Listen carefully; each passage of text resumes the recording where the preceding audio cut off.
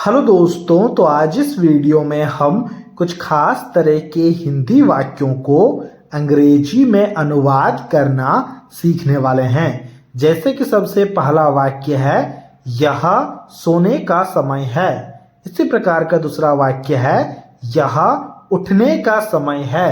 तो इस तरह के हिंदी वाक्यों को कैसे हम अंग्रेजी में अनुवाद करेंगे, यही हम आज के इस वीडियो में सीखने वाले हैं। तो शुरुआत हम सबसे पहले वाक्य से करते हैं। पहले वाक्य में लिखा गया है, यह सोने का समय है।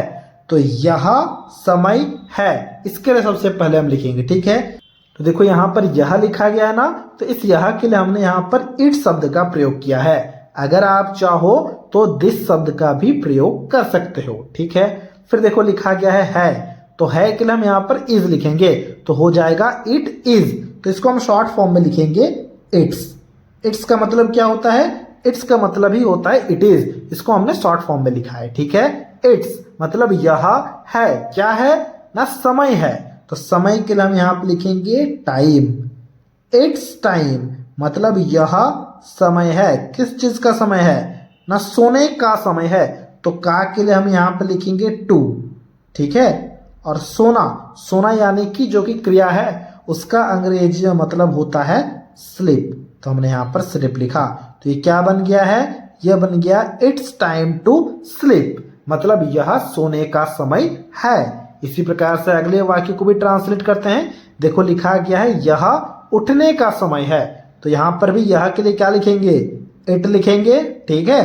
तो हमने यहाँ पर इट लिखा और साथ साथ में एपोस्ट्रोफी के बाद एस लगा दिया, यानी कि इट्स हो गया। मतलब यह है, क्या है ना, समय है। तो समय के लिए क्या लिखेंगे ना? समय के लिए हम लिखेंगे टाइम, ठीक है। किस चीज का समय है ना? उठने का समय है। तो उठने का के लिए टू लगाया हमने, और उठने यानी कि उठना। उठना का अंग्रेजी में मतलब क्या होता है? उठना का अंग्रेजी में मतलब होता है वेकअप। तो हम यहाँ पे लिखेंगे वेकअप। तो ये क्या बन गया? ये बन गया इट्स टाइम टू वेकअप, मतलब यह उठने का समय है। इसी प्रकार से अगले वाक्य को देखना। अगले वाक्य में क्या लिखा गया है? अगले वाक्य में लिखा गया, यह जाने का समय है। तो यहां पर भी हम वैसे ही करेंगे, इट्स लिखेंगे हम। तो हमने यहां पर लिखा इट्स मतलब इट इज। इट इज का शॉर्ट फॉर्म इट्स, ठीक है। फिर हमें टाइम लिखना होगा, क्योंकि समय लिखा गया है, तो हमने यहां पर टाइम लिखा।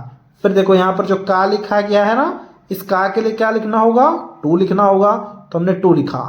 इट्स टाइम टू मतलब यह का समय है। किसका समय है? जाने का समय है। और जाना का अंग्रेजी में मतलब क्या होता है? वो होता है गो। तो हमने यहां पर गो लिखा। इट्स टाइम टू गो मतलब यह जाने का समय है। इसी प्रकार से अगले वाक्य को देखना। अगले वाक्य में क्या लिखा गया है ना? अगले वाक्य में लिखा गया है, यह खेलने का समय है। तो यहाँ यह के लिए क्या लिखेंगे ना? यह के लिए लिखेंगे हम इट, और साथ साथ में एपोस्ट्रोफी के बाद एस लगाएंगे। ये जो लकीर दे रहे ना, इसे हम बोलते हैं एपोस्ट्रोफी, ठीक है। तो हमने ये लगाया। फिर समय लिखा गया है, तो समय के लिए हम क्या करेंगे ना? टाइम लिखेंगे, ठीक है। फिर जैसे हम हमेशा करते हुए आ रहे हैं, हम यहाँ पर टू लगाएंगे, ठीक है। इट्स टाइम टू मतलब यह का समय है। किसका समय है ना? खेलने का समय है। और खेलना का अंग्रेजी में मतलब क्या होता है? खेलना का अंग्रेजी में मतलब होता है प्ले। तो हमने यहाँ पर प्ले लिखा। इट्स टाइम टू प्ले मतलब यह खेलने का समय है। इसी प्रकार से यहाँ पर अगले वाक्य को देखना। अगले वाक्य में लिखा गया है, यह काम करने का समय है। तो यहाँ पर फटाफट से हम लिखेंगे इट्स टाइम टू, जैसे कि हमने सारे वाक्यों के लिए किया है। तो हमने यहाँ पर लिखा इट्स टाइम टू मतलब यह का समय है। किसका समय है ना? काम करने का समय है। और काम करना, इसका अंग्रेजी में मतलब होता है वर्क। तो हमने यहां पर वर्क लिखा। इट्स टाइम टू वर्क मतलब यह काम करने का समय है। इसी प्रकार से यहां पर अगले वाक्य को देखना। अगले वाक्य में लिखा गया है, यह आने का समय है। अब इसके ट्रांसलेशन को अभी आपको खुद से करना है। देखो आने यानी कि आना। आना का अंग्रेजी में मतलब होता है कम। मैं यहाँ पर लिख देता हूं ताकि आपको कोई भी कंफ्यूजन ना हो।